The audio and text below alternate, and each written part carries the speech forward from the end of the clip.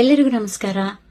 ನಾನಿವತ್ತು ನಿಮ್ ಜೊತೆ ಎರಡು ಅತಿ ಮುಖ್ಯವಾದ ವಿಷಯಗಳು, ನನ್ನನ್ನು ತುಂಬಾ ದಿವಸದಿಂದ ಕಾಡ್ತಾ ಇದ್ದಂತಹ ಎರಡು ವಿಷಯಗಳನ್ನ ನಿಮ್ ಜೊತೆ ಹಂಚ್ಕೋಬೇಕು ಅಂತ ಈ ವಿಡಿಯೋ ಮಾಡ್ತಾ ಇದ್ದೀನಿ. ಈ ವಿಡಿಯೋ ಮಾಡ್ಬೇಕೋ ಬೇಡವೋ, ಇದರಿಂದ ಏನಾದ್ರೂ ಉಪಯೋಗ ಆಗುತ್ತೋ ಇಲ್ವೋ ಅಂತ ಒಂದು ಡೌಟ್ ಇತ್ತು ಮನಸ್ಸಲ್ಲಿ. ಆದ್ರೆ ಇದರ ಕಿರಿಕಿರಿ ಬರ್ತಾ ಬರ್ತಾ ತುಂಬಾ ಜಾಸ್ತಿ ಆಗ್ತಿರೋದ್ರಿಂದ ಇದನ್ನ ಹಂಚ್ಕೊಂಡ್ಲೇಬೇಕು ನಿಮ್ ಜೊತೆ ಅಂತ ಅನ್ಕೊಂಡೆ. ಮೊದಲನೇದೇನಪ್ಪಾ ಅಂತಂದ್ರೆ, ಒಂದು 3-4 ವರ್ಷದ ಹಿಂದೆ ಒಂದು ಇಂಟರ್ವ್ಯೂ ಕೊಟ್ಟಿದ್ದೆ. ಆ ಇಂಟರ್ವ್ಯೂನೇ ಹಳೇದು. ಆ ಇಂಟರ್ವ್ಯೂಲಿ ನನಗೆ 20 ವರ್ಷಗಳ ಹಿಂದೆ ಸಣ್ಣದಾಗಿ ಗಂಟಲಿನ ಕಿರಿಕಿರಿ ಸಮಸ್ಯೆ ಉಂಟಾಗಿ ಕೆಲವು ತಿಂಗಳುಗಳ ಕಾಲ ನನಗೆ ಹಾಡೋದಕ್ಕೆ ಆಗ್ತಾ ಇರಲಿಲ್ಲ. ಆ ವಿಷಯನ ಹಂಚ್ಕೊಂಡಿದ್ದೆ. ಆಮೇಲೆ ಹಾಗೆ ಹೇಗೆ ಆ ತೊಂದರೆಯಿಂದ ನಾನು ಈಚೆ ಬಂದೆ, ಹೇಗೆ ಮತ್ತೆ ಹಾಡೋದಕ್ಕೆ ಪ್ರಾರಂಭ ಮಾಡಿದೆ ಅಂತ 4 ಜನಕ್ಕೆ ಉಪಯೋಗ ಆಗಲಿ ಅಂತ ಆ ವಿಷಯವನ್ನು ಹಂಚಿಕೊಂಡಿದ್ದೆ.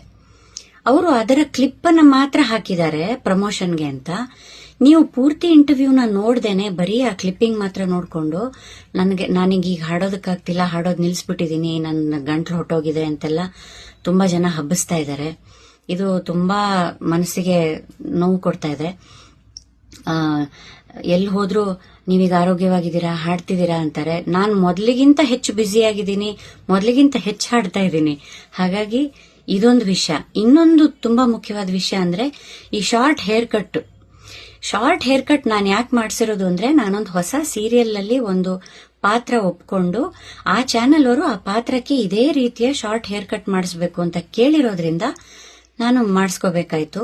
ಅದು ಬಿಟ್ಟು ನನಗೆ ಯಾವ ಆರೋಗ್ಯದ ಸಮಸ್ಯೆನೂ ಇಲ್ಲ. ಬಹಳಷ್ಟು ಜನ ಅವರವರೇ ಏನೇನೋ ಕಲ್ಪನೆ ಊಹಾಪೋಹಗಳನ್ನ ಮಾಡಿಕೊಂಡು ನನಗೆ ಕ್ಯಾನ್ಸರ್ ಬಂದಿದೆ ಅನ್ನೋ ಲೆವೆಲ್ಗೆ ಮಾತಾಡ್ಬಿಟ್ಟಿದ್ದಾರೆ, ಎಲ್ಲ ಕಡೆ ಹಬ್ಬಿಸ್ಬಿಟ್ಟಿದ್ದಾರೆ.